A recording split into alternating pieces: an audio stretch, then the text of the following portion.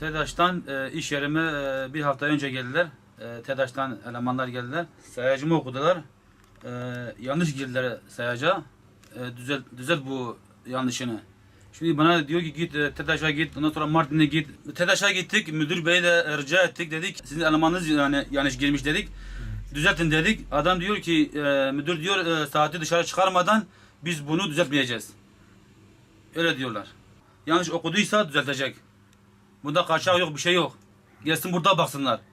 Yani niye ben TEDAŞ'ın yapmış olduğu hatayı ben çekeceğim ben. Şimdi TEDAŞ bunu düzeltebilir bunu. Bu TEDAŞ diyor ki bu saati hani dışarı çıkma şartı koyuyor bize. Şimdi ben hani dışarı koysam şimdi burada benim dükkandır, markettir. Gelin gider şimdi o saati gene birisi gelir çalar, taş atar, kırılır. Gene suçlusu biz olacağız. Yani ne alakası var bu yanlış okumayla bir de saatin dışarı çıkmasıyla ne alakası var?